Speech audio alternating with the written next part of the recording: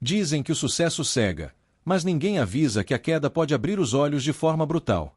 E, às vezes, a vida não só derruba, ela atropela, passa por cima e ainda te deixa se perguntando se algum dia você vai conseguir se levantar.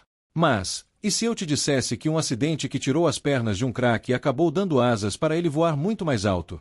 Parece contraintuitivo, eu sei, porque fomos ensinados a acreditar que perder é sinônimo de fim. Mas e se, no fundo, a perda for o gatilho para descobrir o verdadeiro propósito? Hoje, no Contos Inspirados nos Salmos, você vai conhecer uma das histórias inspiradoras mais surpreendentes que já contamos por aqui. Uma trama que mistura dor crua, esperança renovada e aquela força quase sobrenatural que só aparece quando decidir desistir parece mais fácil. Vai ter mensagens motivacionais que mexem com a alma, reflexões positivas para repensar seu próprio caminho e contos de superação e fé que vão te lembrar porque vale tanto acreditar em si mesmo. E já te aviso, os fatos narrados neste vídeo não são reais, mas poderiam ser. Tudo foi produzido com o apoio da inteligência artificial, para mostrar como a vida pode mudar de rota e ainda assim chegar no destino certo. No final, você vai perceber que o que realmente importa não é o que você perdeu, mas o que você fez com o que sobrou.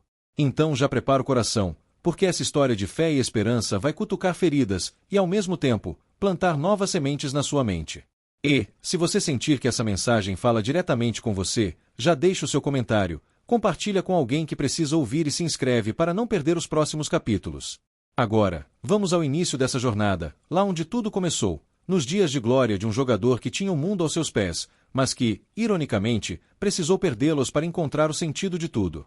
No auge de sua carreira, Lucas Andrade era um nome que ecoava nos estádios e nas transmissões de TV. Ele não era apenas mais um jogador, era o camisa 10, aquele que, com um toque, transformava um jogo morno em espetáculo. Marcas esportivas disputavam para estampar seu rosto nas campanhas, e cada gol seu era um capítulo de histórias inspiradoras que inspiravam meninos a sonhar em ser como ele. Mas a verdade é que, por trás dos troféus e entrevistas, havia um homem que acreditava que o topo era eterno.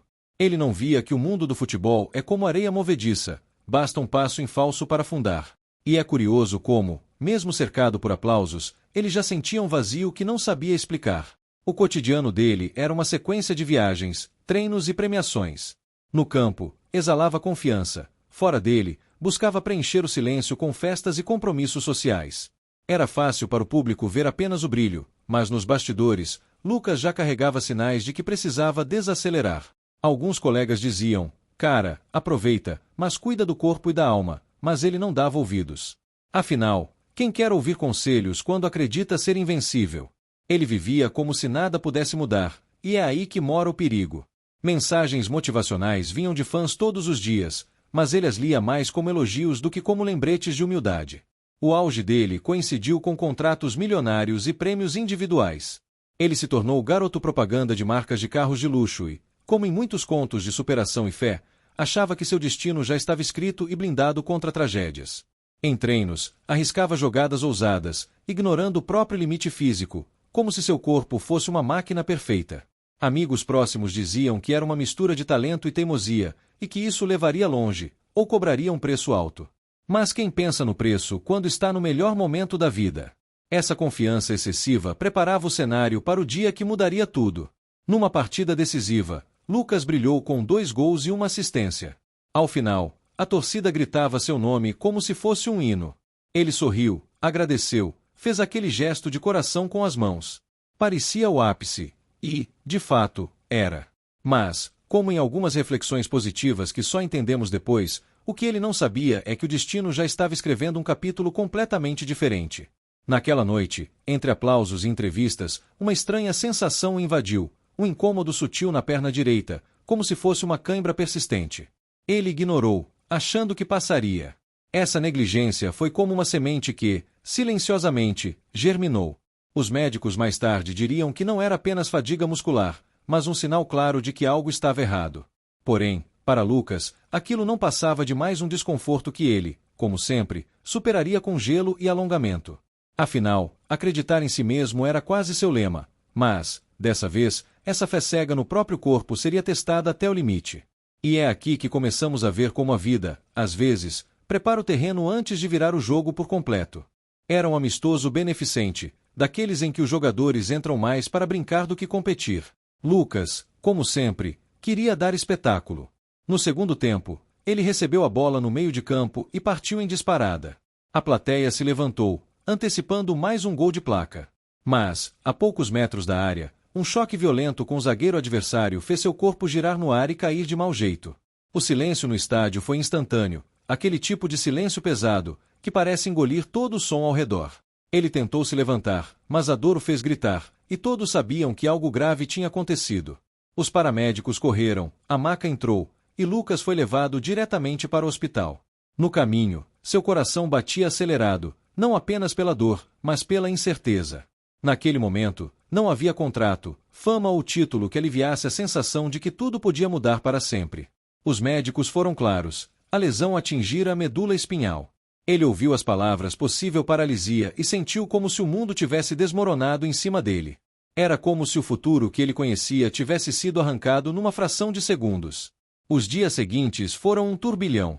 Cirurgias, fisioterapia e uma enxurrada de visitas no hospital.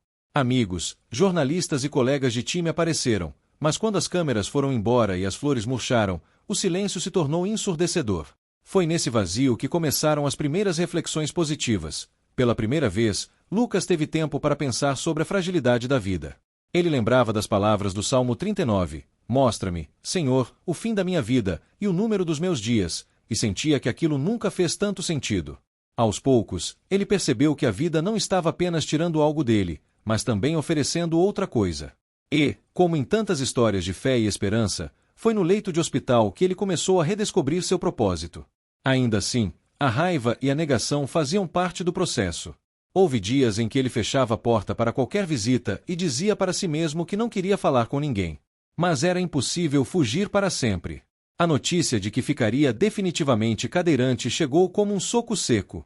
Ele respirou fundo, sentiu o peso daquelas palavras e percebeu que, dali em diante, teria duas escolhas: passar o resto da vida preso ao que perdeu ou abrir espaço para o que ainda poderia construir. E, mesmo sem saber como, ele começou a escolher a segunda opção. Lucas descobriu que a adaptação não era apenas física, mas emocional e social. Aprender a se locomover com cadeira de rodas foi um desafio técnico, lidar com olhares de pena foi um desafio psicológico. Nos primeiros meses, cada saída de casa parecia um teste de paciência. Mas, em vez de se fechar, ele começou a responder com humor. Quando alguém dizia que pena, ele replicava: "Pena é não viver, e eu tô vivo, meu amigo." Essa atitude começou a transformar sua própria percepção e a das pessoas ao seu redor. Foi nesse período que ele mergulhou em leitura. Encontrou em livros como O Poder do Agora e O Homem em Busca de Sentido não apenas inspiração, mas ferramentas práticas para reorganizar sua mente. Ele começou a compartilhar trechos nas redes sociais, e essas pequenas postagens começaram a atrair seguidores. Pessoas que nunca o viram jogar agora o seguiam pelas mensagens motivacionais que ele espalhava. Ele começou a entender que poderia ser mais que um ex-jogador, poderia ser um farol para quem enfrentava a escuridão. Com a cadeira de rodas, Lucas entrou em projetos de acessibilidade e começou a lutar por mudanças em estádios, ginásios e espaços públicos. Sua voz agora era ouvida não apenas por fãs de futebol, mas por autoridades e organizações. Era curioso perceber que, no campo, ele precisava de uma bola para brilhar. Agora, bastava uma história bem contada para impactar centenas de vidas. Ele começou a ministrar palestras, e nelas, sempre repetia: "Você só perde quando para de tentar." Claro, havia dias ruins. Dias em que ele acordava sem motivação, em que lembrava da adrenalina de entrar em campo e sentia saudades. Mas ele aprendeu a não lutar contra esses momentos, e sim a usá-los como combustível para lembrar de onde veio e por que precisava continuar. Isso se tornou um dos pontos centrais em seus contos de superação e fé: aceitar as próprias fragilidades para poder superá-las. Aos poucos, ele percebeu que aquele acidente não tinha destruído sua vida, mas mudado sua rota. E, nessa nova estrada, ele estava encontrando uma liberdade que nunca teve antes: a liberdade de viver sem a pressão do placar, mas com a missão de marcar gols que ninguém podia apagar. As palestras de Lucas começaram a lotar. Auditórios, escolas e até empresas o convidavam para falar. Ele não falava apenas sobre superação física, mas sobre como a esperança pode ser um motor mais poderoso que qualquer músculo. Suas reflexões positivas se tornaram virais em vídeos curtos, e em poucos meses ele acumulou milhões de visualizações. Não era mais sobre um ex-atleta falando de esporte, era sobre um homem que caiu, levantou de outra forma e decidiu puxar outros para cima. Ele criou um instituto para apoiar jovens atletas de baixa renda e pessoas com deficiência. Lá, eles ofereciam treinamento esportivo adaptado, acompanhamento psicológico e capacitação profissional. Lucas queria que ninguém precisasse enfrentar sozinho o que ele enfrentou. Em entrevistas, dizia que o verdadeiro troféu era ver pessoas descobrindo que ainda podiam acreditar em si mesmas, mesmo depois de perder muito. A mídia começou a chamar essa trajetória de uma das maiores histórias inspiradoras do esporte brasileiro. Programas de TV, podcasts e documentários queriam contar sua história. Ele aceitava, mas sempre lembrava: não sou herói. Sou prova viva de que a vida não termina quando muda de formato. E essa frase se tornou um lema para muitas pessoas. Nos eventos, era comum ver jovens se aproximarem chorando, contando que voltaram a estudar ou a praticar esporte depois de ouvir sua história. Lucas dizia que esses eram os meus gols de placa agora. E, no fundo, ele sabia que tinha encontrado algo que o futebol nunca poderia dar: a sensação de ter mudado o destino de alguém para melhor. Com cada passo desse trabalho, ele não apenas ajudava os outros, mas fortalecia a si mesmo. E, embora tivesse encontrado uma nova paixão, havia algo que ainda o conectava fortemente ao passado: o amor pelo jogo. Anos depois do acidente, Lucas foi convidado para um jogo festivo. Não como jogador, mas para dar o pontapé inicial simbólico. No dia, o estádio lotado o recebeu de pé, com aplausos que pareciam não ter fim. Ele entrou com a cadeira de rodas no gramado e, por um instante, tudo voltou: o cheiro da grama, o barulho da torcida, o sol batendo forte no rosto. Mas, em vez de tristeza, sentiu gratidão. Ao tocar na bola, lembrou de tudo: dos dias de ouro, da queda, da dor, das lágrimas, das palestras e das vidas que havia tocado. Percebeu que estava ali não para reviver o passado, mas para mostrar que a vida pode ser incrível mesmo quando não segue o roteiro que você imaginou. A plateia chorava, e ele sorria, sabendo que aquela cena era maior que qualquer gol que já fez. Naquele momento, Lucas entendeu plenamente o que significava viver com propósito. Ele não precisava mais do título de craque para se sentir realizado. Hoje, seu nome estava gravado não apenas nas páginas do esporte, mas na memória de todos que acreditavam no poder da esperança. E isso, ele sabia, ninguém poderia tirar. Ao deixar o campo, sentiu uma paz profunda.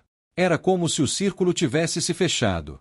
E, enquanto a torcida gritava seu nome, ele pensou: a vida me tirou as pernas, mas me deu asas. Era prova viva de que, quando você acredita em si mesmo, nenhum obstáculo é grande demais. E assim, a história dele não se encerrou, apenas mudou de formato, deixando portas abertas para novas missões e sonhos ainda maiores. Agora que você ouviu essa história, me diz: quantas vezes você já pensou em desistir porque a vida mudou o jogo? E se, em vez de lamentar o que perdeu, você começasse a usar o que tem hoje para criar algo grandioso? O que te impede de dar o seu pontapé inicial agora, mesmo que seja simbólico? Não espere um acidente para repensar suas prioridades. Comece hoje a escrever o próximo capítulo da sua própria história. Lembre-se, as maiores vitórias nem sempre estão no placar, mas no impacto que você gera nas vidas ao seu redor. Se essa mensagem tocou você, inscreva-se no canal Contos Inspirados nos Salmos, ative as notificações e continue acompanhando histórias que vão te lembrar, todos os dias, que a esperança é a força mais poderosa que existe.